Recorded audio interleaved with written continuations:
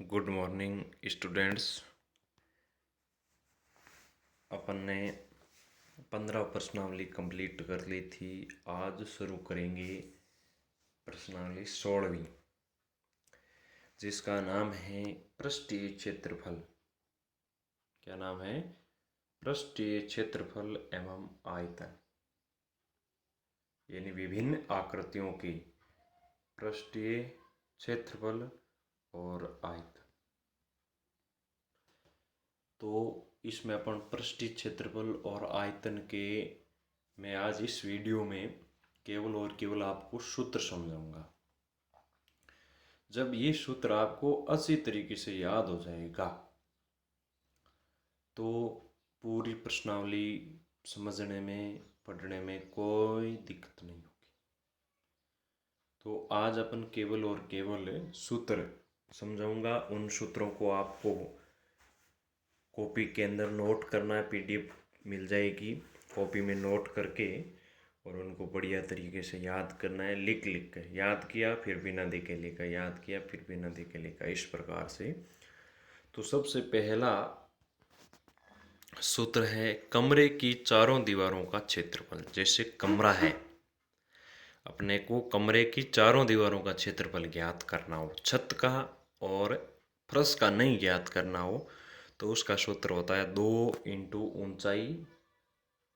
ऊंचाई कोष्टक लंबाई प्लस चौड़ाई। 2 इंटू ऊंचाई कोष्टक लंबाई प्लस चौड़ाई।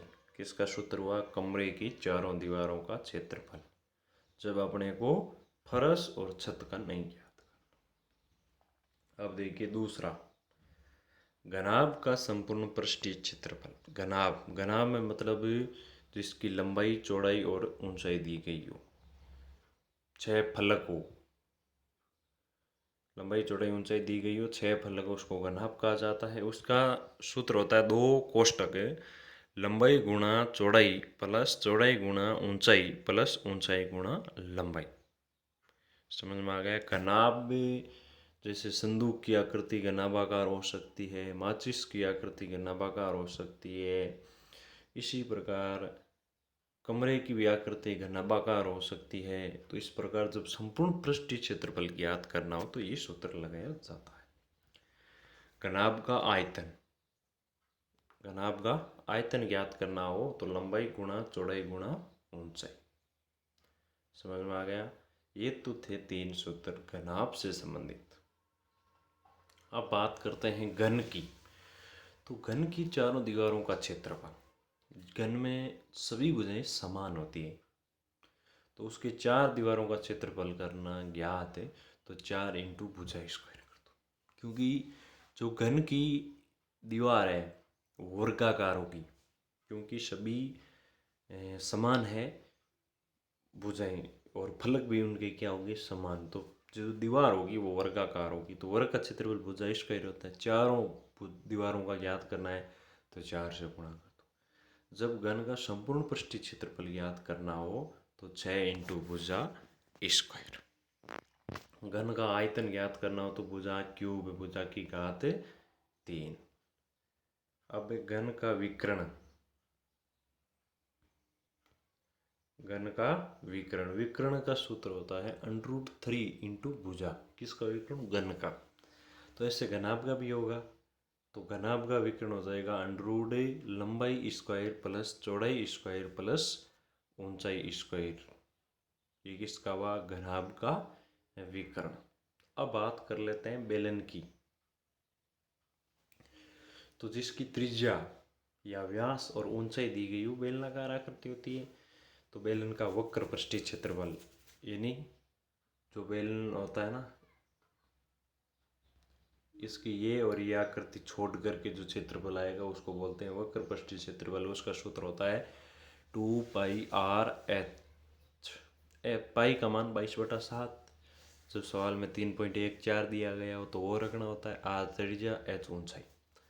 बेलन का संपूर्ण पृष्ठीय क्षेत्रफल का सूत्र क्या होता है? 2πr कोष्टक r plus h।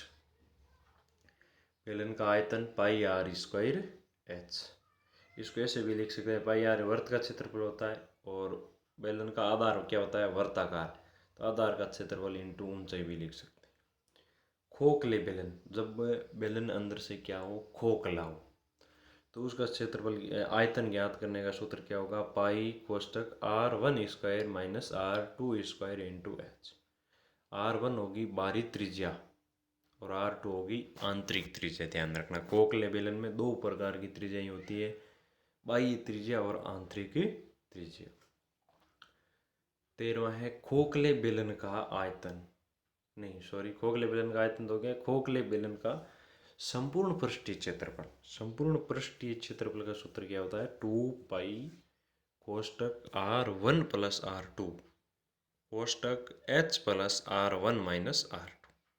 2 पाई कोष्टक r1 plus r2 कोष्टक h plus r1 minus r2। समझ में आया कि खोखले बेलन का संपूर्ण पृष्ठीय क्षेत्रफल r1 बाहरी त्रिज्या, r2 आंतरिक त्रिज्या, h क्या होगी, ऊंचाई होगी। अब देखिए अगला सूत्र, शंकु। बेलन कंप्लीट हो गया, घन हो गया, घनाभ हो गया। अब बात करते हैं शंकु की। तो शंकु के त्रिक इस प्रकार का शंकु होता है। शंकु के त्रिक पृष्ठ का क्षेत्रफल सूत्र होता है पाई आर एल। पाई 22/7, आर होगी त्रिज्या, एल क्या होगी, यहाँ एल होगी त्रिक लंबाई, ये इसको एल बोलेंगे। एच क्या होगा, एच ये होगा, सीधी ऊंचाई एच होगी और तिरछी ऊंचाई एल होगी। तो ये त्रिक पृष्ठ का क्षेत्रफल है। जैसे वक्र पृष्ठ का क्षेत्रफल है वैसे त्रिक पृष्ठ का क्षेत्रफल हो गया। शंकु की त्रिक लंबाई, एल का मान अपने को दिया हुआ नहीं हो, यदि एच और आर दिया गया तो ये सूत्र लगा के ज्ञात करना, √h² प्लस r²। शंकु का संपूर्ण पृष्ठीय क्षेत्रफल पाई आर कोष्टक r प्लस एल, यानी शंकु है जिसका संपूर्ण पृष्ठीय क्षेत्रफल ज्ञात करेंगे तो पाई आर कोष्टक r plus l. Pi 22/7, r त्रिज्या, एल त्रिक ऊंचाई। शंकु का आयतन 1/3 पाई r² h होता है। आपको बताया था r², पाई r² क्या होता है, वर्त का क्षेत्रफल, वर्त इसका क्या है, आधार, आधार तो आधार का क्षेत्रफल इंटू ऊंचाई, ऐसे भी लिख सकते हैं और ये भी। अब शंकु कंप्लीट हो गया। अब ज्ञात करते हैं गोले का। गोले का पृष्ठीय क्षेत्रफल, जैसे बॉल है उसको गोलाकार बोलते हैं, ध्यान रखना। गोले में और वर्त में फर्क क्या होता है, ये दोनों क्या करती है, ऐसे ही होती है, ऐसे वृत्ताकार, ऐसे गोलाकार। तो जो बॉल आकार है वो तो होगा गोलाकार, और जो चूड़ी है उसका आकार क्या होगा, वर्ताकार। तो ठोस गोले का पृष्ठीय क्षेत्रफल 4 पाई r²। ठोस गोले का आयतन 4/3 पाई r³। r त्रिज्या, गोले के अंदर केवल त्रिज्या होती है। अर्धगोले का वक्र पृष्ठीय क्षेत्रफल 2 पाई r²।